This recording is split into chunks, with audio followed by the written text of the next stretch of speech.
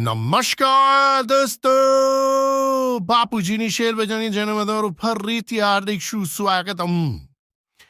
શું કહે છે આપણી બેંક નિફ્ટી? બેંક નિફ્ટી કશું પણ નથી કહેતી. આપણે સોમવારથી જોઈએ છે. શું કહે છે બેંક નિફ્ટી? સોમવાર ક્યારે હતો ભાઈ? સોમવાર હતો 19 તારીખ. આપણે 19 તારીખથી જોઈએ.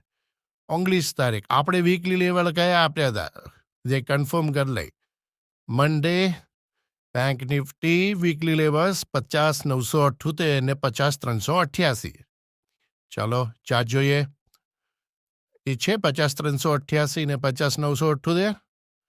અરે ભાઈ, બેંક નિફ્ટી કશું એ ક્યાંય નથી જતી.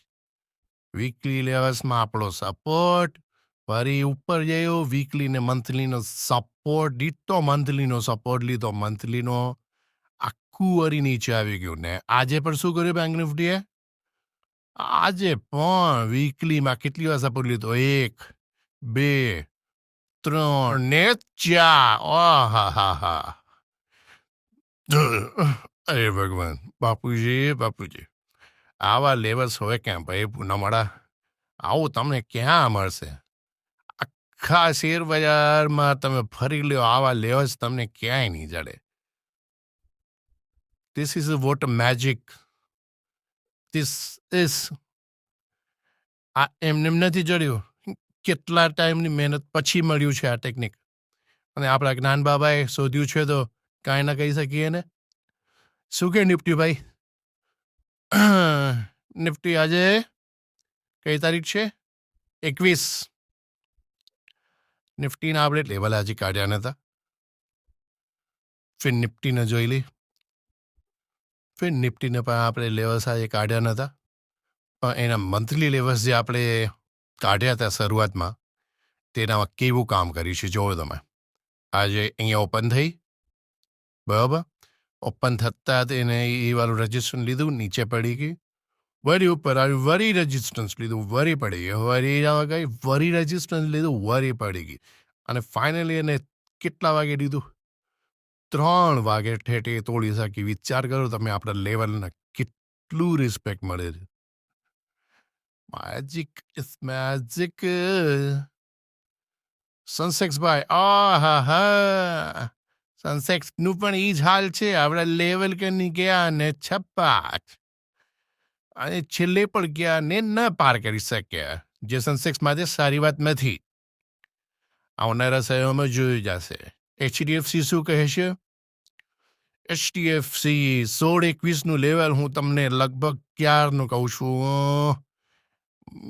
આઈ થિંક મેથી કહું છું કે 16-21 ઇમ્પોર્ટન્ટ છે ને ઇમ્પોર્ટન્ટ છે. તમને હું વીકલી ચાર્ટ્સમાં બતાવું કેટલું ઇમ્પોર્ટન્ટ છે.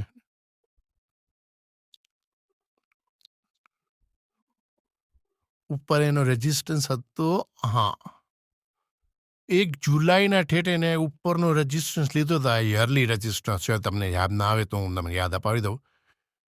HDFCનો 17.90નો યરલી રેઝિસ્ટન્સ એને ટચ કરતા વેત એટલી પડી કે 16.25 આવી ગઈ.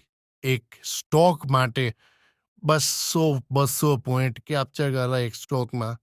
તમને પણ ખબર છે એ કેટલી મોટી વાત કહેવાય. એન્ડ સ્પેશિયલી આવડો લાર્જ કેપ સ્ટોકમાં HDFC જ્યારથી આવી નીચે અડી છે ત્યારથી એને કોઈ પણ વીકલી લેવલ નીચે ક્લોઝ નથી દીધો. આના પહેલે ટ્રાય કરી પણ ક્લોઝિંગ ના આવી. આ કેન્ડલ પર આની ઇનસાઇડ છે એટલે એનું એની કહેવાય. આ કેન્ડલ આની ઇનસાઇડ ક્લોઝ થઈ, આ કેન્ડલ પર આની ઇનસાઇડ ક્લોઝ થઈ, બધી ઇનસાઇડ બનતી જાય છે. તેનો મતલબ શું સમજો? તેનો મતલબ ટ્રેન્ડ રિવર્સલ છે. HDFC આવનારા સમયમાં બુલિશ થઈ શકે છે. ક્યારે થશે, શું થશે, તમને પાક્કું ન્યૂઝ જોતા હોય તો આનો હાય કેટલો છે? આ 1776 ઉપર આપણે વીકલી બેસિસ ઉપર ક્લોઝિંગ જોઈએ. તો આવનારા સમયોમાં ત્યારે HDFC લેવો હિતાવહ છે. ત્યાં સુધી જોતા રહો, થોડી મૂવમેન્ટ મારતા રહો. બાકી HDFCમાં કાંઈ ખાસ છે નહીં. ઓકે ફ્રેન્ડ્સ, આવનારા સમયમાં આપણે આમ જ લેવલ સાથે ધમાલ મચાવતા રહીશું. બેંક નિફ્ટી આપણે એકથી A to Z પાર કરવી છે. એટલે બેંક નિફ્ટીની તમે કાંઈ ચિંતા ન કરતા. આવનારા સમયમાં હું તમારા માટે એજ્યુકેશન વિડીયોઝ પણ બનાવીશ. તો સબસ્ક્રાઈબ ને શેર કરતા રહેજો. Thank you. બાય.